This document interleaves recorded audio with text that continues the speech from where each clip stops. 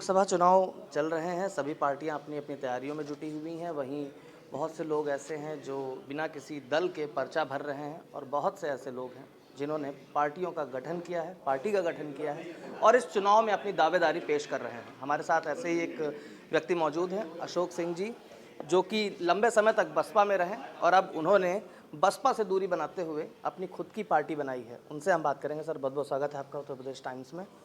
लंबे समय तक आप बसपा में रहे, 4 बार आपने चुनाव लड़ा, उसके बाद आपका टिकट कटा 2019 में, 2 दिन पहले नॉमिनेशन के। तो वो नाराज़गी रही या क्या वजह रही? सबसे पहले तो मैं आपका धन्यवाद करना चाहूँगा कि जो आपने मुझे देश के हित में काम करने के लिए ये जो सम्मान दिए, मेरी बातों को जन तक पहुँचाने का काम कर रहे हैं। हर पार्टियाँ, सिर्फ मैं बहुजन समाज पार्टी की बात नहीं कर रहा हूँ, क्योंकि जब मैं बहुजन समाज पार्टी का प्रभारी रहा तो बहुत सारी पार्टियों से, हमारे दिग्गज नेताओं से हमारी मुलाकात होती रही। हमारे पर्सनल प्रोग्राम में हम मिलते रहे एक दूसरे से, लेकिन मैंने देखा सबका एजेंडा सेम है। सबका काम है कि जाति और धर्म को लड़ाओ। सबका एजेंडा है कि हम कैसे भी करके वोट पाएँ और हम जीत के देश की सत्ता अपने हाथ में लें और मनमानी करें। इन सब चीज़ों से मुझे ऐसा लगा कि हमें इनके मुद्दों पे नहीं काम करना है, इनके बहकाव में नहीं काम करना है। हमें समाज विकास क्रांति पार्टी की फिर स्थापना की 2023 में। हमने 2020 से शुरू कर दी, क्योंकि 100 से ज़्यादा उसमें से हमें एफिडेविट फाइल करने पड़ते हैं, तो हमें काफ़ी समय लगा है पार्टी को बनाने में। तो नवंबर 2023 में हमें समाज विकास क्रांति पार्टी के नाम से रजिस्ट्रेशन नंबर मिला है और उसके 2 महीने बाद हमें सिंबल मिला।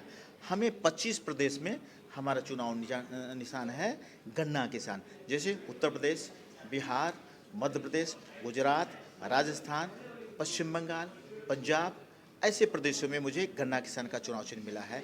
और हमें महाराष्ट्र, दिल्ली, हरियाणा, पांडिचेरी, आंध्र प्रदेश, तेलंगाना, ऐसे जो कर्नाटक, ऐसे जगहों पे हमें इलेक्ट्रिक पोल का चुनाव चिन्ह मिला है।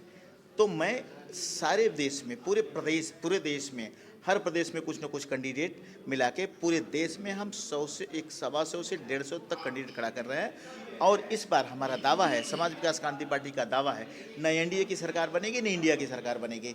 समाज विकास क्रांति पार्टी सबको सरकार बनाने में मजबूर कर देगी, बिना मेरे सरकार नहीं बनेगी। और जब मैं सरकार बनाऊंगा तो मैं अपनी शर्तों पे सरकार बनाऊंगा और देश के विकास का काम करूंगा। इनका कहना है कि हम जो आज मौजूदा सरकार है भारतीय जनता पार्टी, वो कहती है कि हम 80 करोड़ लोगों को मुफ्त में अनाज देने का काम करते हैं। 140 करोड़ में से 80 करोड़ को भिखारी बनाने का काम करती है।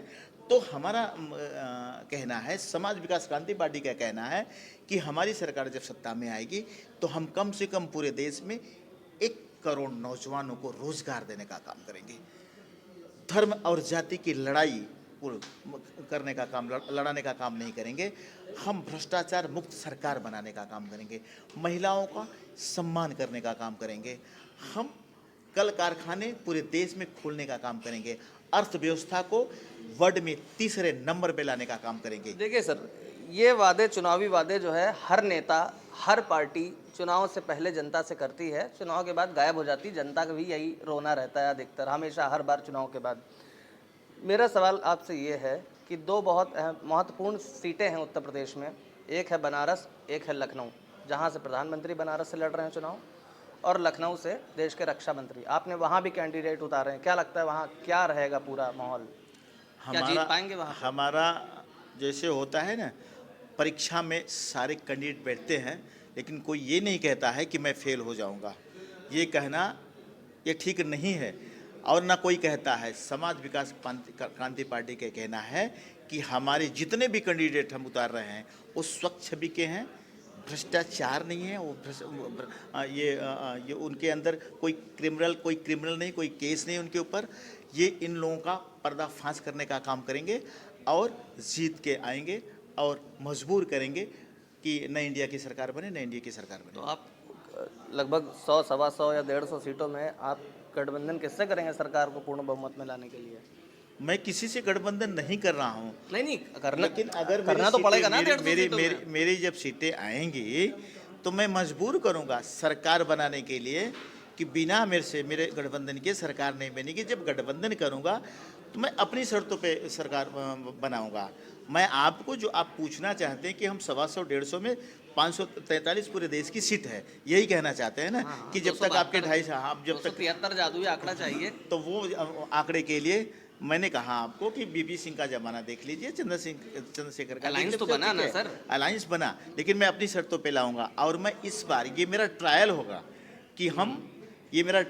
कि हम अपने बगैर बिना समाज विकास क्रांति पार्टी के सरकार किसी का नहीं बनने देंगे, अपने शर्तों पे बनाएंगे। उसके बाद चुनाव होगा, जैसे आपने केजरीवाल का देखा होगा कि जब बहुमत में ने दूसरी बार चुनाव हो तो 70 में 67 सीटें लेके आया था।